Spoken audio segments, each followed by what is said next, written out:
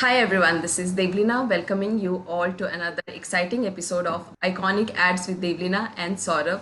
And with me, I have my expert co-host, Mr. Saurabh Bajaj. A warm welcome to you, Hi, Saurabh. Hi, hi, great once to be here again. again. And I'm very excited to bring our guest for today, a seasoned marketing professional with she has worked with substantial companies like Mondelez International, the Coca-Cola Company, and a warm welcome to you, Miss Suparna Madan. Hi, Suparna. Hello. Hi, how are Hi, you? Suparna. I'm all good, Suparna, and I'm excited to talk about the a very interesting brand and a very interesting campaign. Before we start the campaign, let me play the ad, and then we will jump into the conversation. Hello aunty colony में ना नवरात्रि के लिए donation Sorry. Aha, aha, no change. नमस्ते aunty वो colony में ना dandiya Smack you on the back with a cricket bat. Get off my floor. What is Dandia, man? Aunty donation बेटे ये लो कैडबरी पर्क टेस्टी चॉकलेट और glucose energy से भरी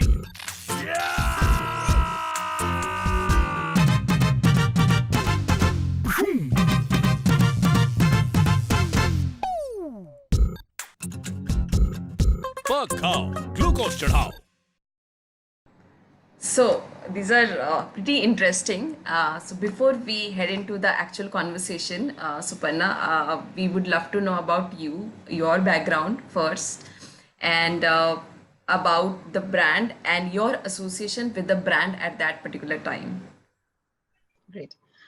Okay, so I think as you just mentioned a little bit earlier, I'm Suparna. I have about 2 decades of experience across insights, strategy, brand building. And now I'm on a break. My official position is that I'm on a break from the 9 to 7 rigmarole. So I'm on a pause right now. I'm tinkering with some ideas. We'll see. What else? What else would you like to know? Yes. So when I joined the company, which is around 2012, that is when I joined in Insights. I was leading Insights for the chocolate category, and Saurabh Bajaj was also part of the company at that time. We have had Right. many conversations about another campaign that we will discuss. In fact, I put up a campaign that he has worked on, and then we cribbed about it, and there were a lot of things. So yeah, so I joined in Insights. It was an exciting time. The company was growing, the country was growing. I remember that 20%, 25% growth year on year was very, very normal. In fact, actually, if the growth fell below 18 to 20%, it used to be a cause of worry. And there was a plethora of innovations which was coming out. There were so many priorities, so many opportunities. We were actually in a situation where we had to choose what is not a low hanging fruit because there was so many things to do. So it was a very exciting time in the company, and Perk itself was at a very interesting juncture. And when I joined in Insights, the category manager at that time, he could see the opportunity, saying that okay, fine, this is what Perk is today, but what can we make it tomorrow? And I started on the journey on Perk from the Insights side, mining out, figuring out, okay, fine, what is it that we can take it to? What is relevant for today? And what is it from a future point of view that we should be doing? And finally, when he transitioned to another role, Perk came to me. So I was, the category manager for Perk, and then eventually Gems and others, and also that's basically how it happened. Uh, Devleena, that sound, no, that interruption of sound which is there in the case of It's Aditi's coming. recording, I could feel that again in Suparna's space. So maybe what we can try is that when Suparna is speaking, maybe both of us can also I'll go just on mute mute. Maybe myself that that will time. avoid the sound, or I don't know if that's the Yes, reason for it. yes, Yeah, will do. cool. So, what I like about the Perk ad specifically is that you can almost see Chandramauli sitting in the room whenever you discuss Perk, I mean, God bless his soul. He, of course, passed away a few years back. He's the author of The Catalyst. I think he's one of the directors who really pushed all of us, and he sort of made his way back into marketing through the strategy function. And what I remember is that he talked about strategy, and that's where Perk came in. Perk was really his big contribution before he became, say, the director of marketing. So, remember all of those things quite vividly. And of course, it's quite a dramatic change, right? If you were to see Perk as one of those brands from many, many years back, you would remember those Preeti Zinta ads, those beautiful chocolatey, pieces of it. And personally, I loved the old Perk, frankly, because I just felt that it had far more a taste of real chocolate than, say, Kit Kat or Munch.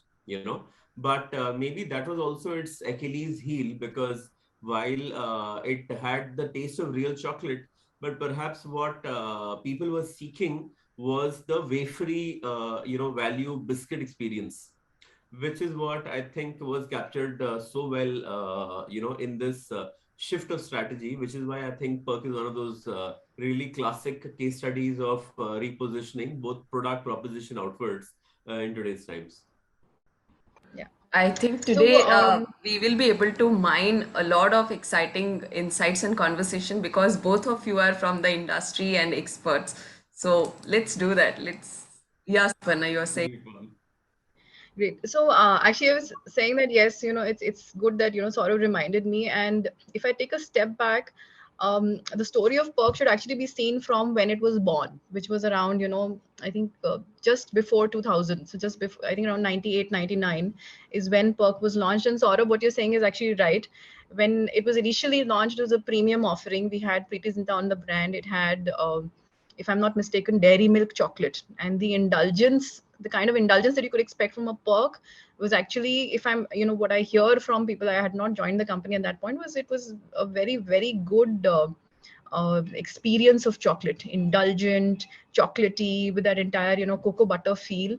So it had all of those cues, while it also delivered the wafer experience of, find something crunchy, something nice in your mouth. So I think that was the kind of positioning that we had taken. Thodi si pet puja.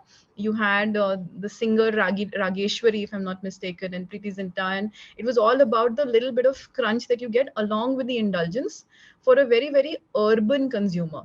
So when we look at the definition of the consumer, while it has always been youth, and when we're saying youth, we mean, maybe you can say 14 to 19 as the heart of, who the consumer is. But when we looked at, just when the brand was born, it was much, much more metro, much more urban. You can see, cues of affluence. You can see cues of, modernity over there.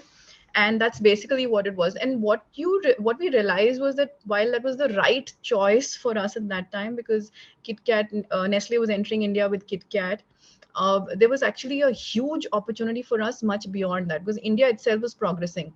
And we all know what happened, in the decades between, say, 1991, when, the country opened up till 2008, when, growth completely took off in double digits for everything. I was in Coca-Cola at that time, and even there we could see like huge double digit growths in everything towards the, latter half of 2000s. And then what we realized was at that point that, see, while we are doing well over here, it's a wonderful experience. The opportunity is much larger if you're actually able to target the youth who is an aspirant. So this is the guy who has only 5 rupees in his pocket. What can you do for him? It's not about the guy who's eating it right now is the same guy who's consuming a dairy milk, is the same guy who's consuming a Kit Kat. He is not the person who's worried about what's in his pocket, who is, from an affluence point of view, at a little bit a lower level, but from a mental state point of view and an age point of view, bang on in that territory. Because youth, they are not that different anymore. Because when you look at, say, 20 years ago or 30 years ago, the mentality used to be very different. So if you've grown up in a culture where finances are tight, you're a little bit worried about how things will pan out, you're in that, and you've seen your family always in a sacrifice mode. Okay, so it used to be a mode of denial, is what one of our agencies used to always point it out as, a culture of denial. And from that onwards, when cable TV came in, when a lot of these things happened, we saw India moving towards a culture of desire. So you would see a lot of MTV came in, Channel V came in, all of these things completely opened up. And what was the physical reality of somebody's life. He's living in, for example, a smaller house, or he doesn't have a car. Maybe the family just has a two-wheeler. Those things had started losing relationship with what he thought he could be in future. Like in the past, a lot of the youth used to be like, okay, fine, if I don't crack this exam, if I don't get this job, I'm always going to be constrained by my circumstances. Suddenly, with all of these changes coming about in India, those mental constraints started disappearing. And that is what we realized, that fine, this is the opportunity. From a mental state point of view, these are the guys who used to earlier be worried about and holding back on themselves in a culture of denial, and they're moving towards a culture of desire, where not only do they want all these things that they're exposed to on cable TV, on all of these things, but they believe they can get there. The opportunity is there, the country is growing, there is a huge feeling of optimism. And the kind of scope that you have over there it's huge. The market is huge. So why not look at that market? And the moment you started looking at that market, you realize, fine, this is where the guy's mind has gone to. This is where the country's aspirations have gone to. But the reality is that they still have only 5 rupees in their pocket. So with those 5 rupees, what is it that you can do? What is it that that guy wants, and what can you deliver? And that is when the first part of Perk came in, and you can see the cues over here. It was always we put in glucose, which was right for the brand at that time. We increased the size of the chocolate. It was I think 22 or 23 grams at that time. It became double the size of what it used to be. um, we made some changes to the recipe so that we could afford a cheaper recipe, so the person would eventually be able to pay 5 rupees and get a really huge chocolate versus something which is a little smaller but much much more indulgent.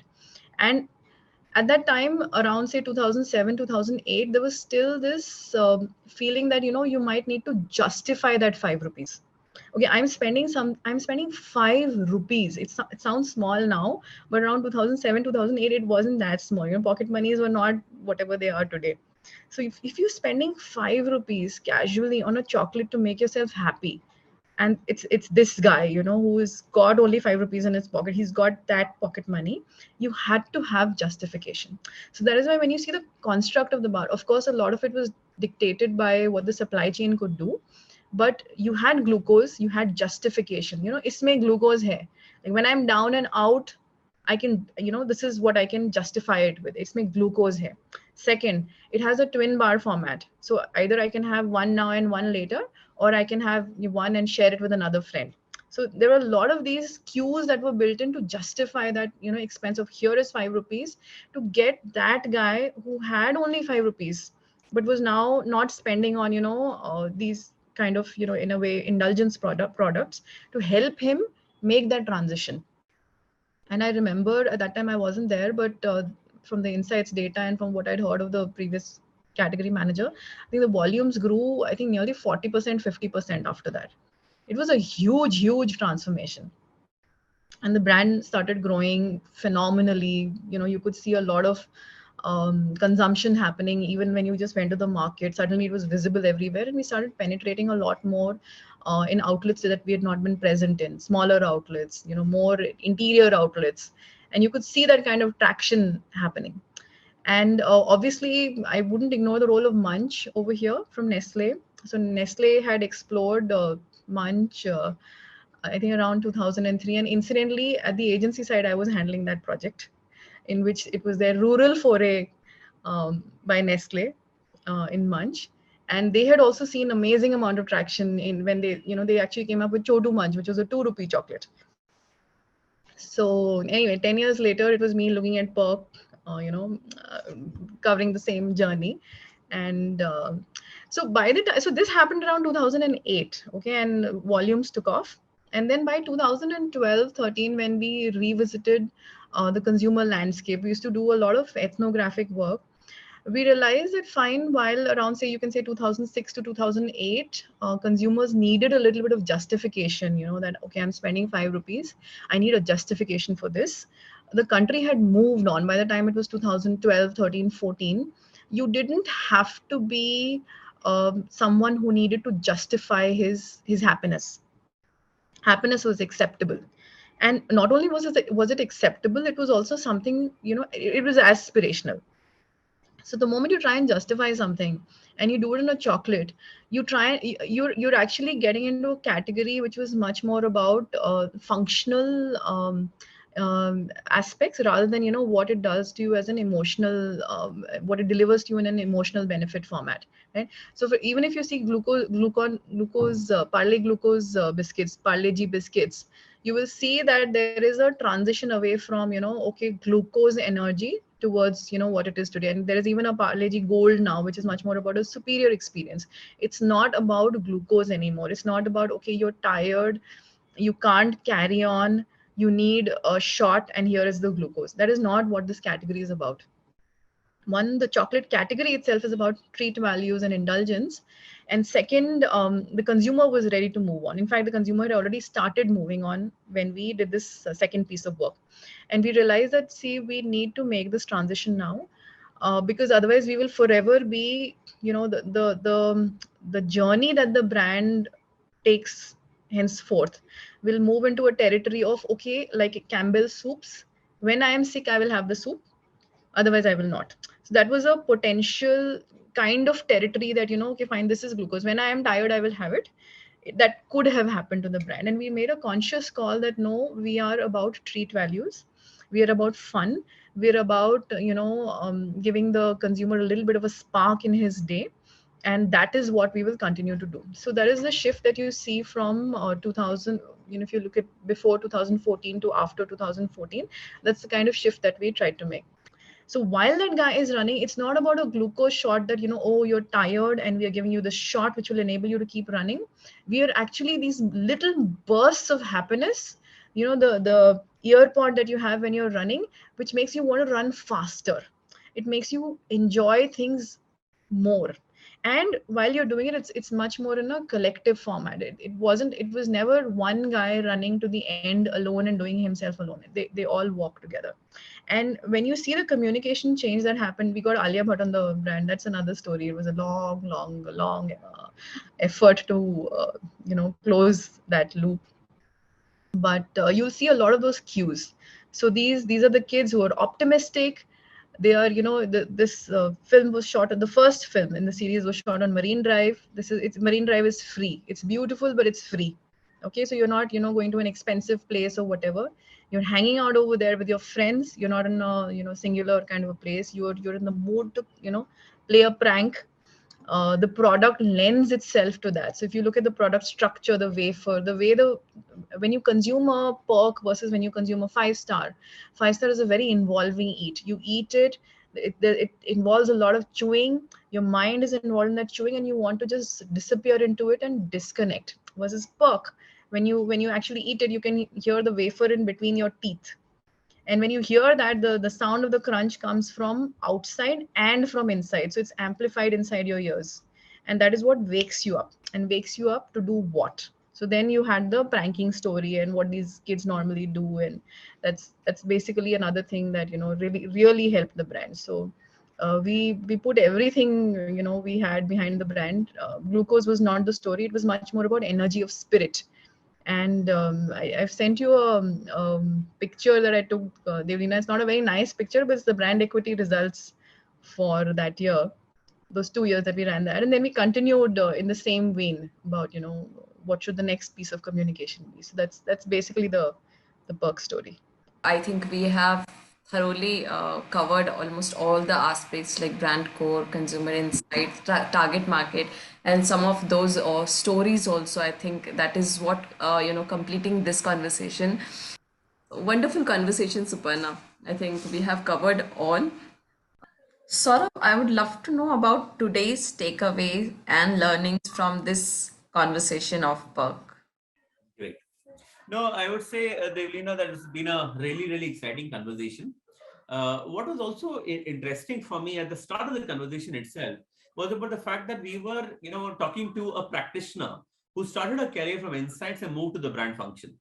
And really her reflections on the fact that, insight professional is really about uncovering the truth and being very Puritan and truthful about it, right? Versus for a brand person, it is also about making the business work and figuring out that, I have to use these insights to finally drive business. So I think that reflection, I think, is also something that our viewers will find very interesting. But now going back to the brand strategy and to the campaigns that we saw, I think the top three learnings for me there, right? The first was about the fact that, brands can reposition themselves and find a new identity, like the way a perk from a yellow purple bar, which is more chocolatey, to this blue glucose, right? It's a very drastic shift. And it really helped the brand grow massively, right? And that kind of a drastic repositioning can happen provided you have first found a large consumer opportunity. And hence, while we run brands and businesses, what we also have to figure out is, where does the large business opportunity lie? The second thing for me was about how do you deeply get under the consumer's skin. And the whole discussion with Suparna, why this is always so valuable, is because she can see and feel and live the consumer. The way she would talk about not just about how the consumers see themselves, how they dress, what is the self-image all about, what is the role that they see in their lives, and the fact that they need justification even for small indulgences. I think all of these learnings and insights is what made all the brand work so powerful. The third part for me was, how do you have various phases of the communication? The first phase of the communication was really about glucose chadha, which is about launching the offer. And it is about saying that, we want to provide you that functional, differentiation and the justification. The second phase of the brand campaign was about saying that now I don't want to be locked up here as a purely functional product. I also want imagery, and hence the second ad about the girl in the running field, right, where it was a little bit more smart, like a little more smart about how the consumers really see themselves and how the brand evolved itself. I think that was also really nice. So hence, I would say that, you don't have to lock yourself into a particular imagery. You have to start with the brand core and then keep investing. Yeah. And hence, in summary, the top three takeouts for me in this brand's journey is: one, seek out large consumer opportunities and then figure out how does the brand tackle it. Second, understand your consumer extremely deeply about not just what the consumer is seeking, but also how the consumer sees himself or herself, and let that reflect in your communication. And finally, there are various phases to a brand's growth, from the point of view of landing your functional differentiation towards sitting, sort of plugging the imagery required for that brand to become aspirational to aspirants. So I think, all the three parts were something which is very well covered in our conversation with Suparna. Superb. Right. And these are very insightful and valuable takeaways, sort of, for us. And thank you for sharing week on week valuable takeaways with us. Thank you so much for being here. Great, Devleena. Looking forward to next week. Always a pleasure having these conversations.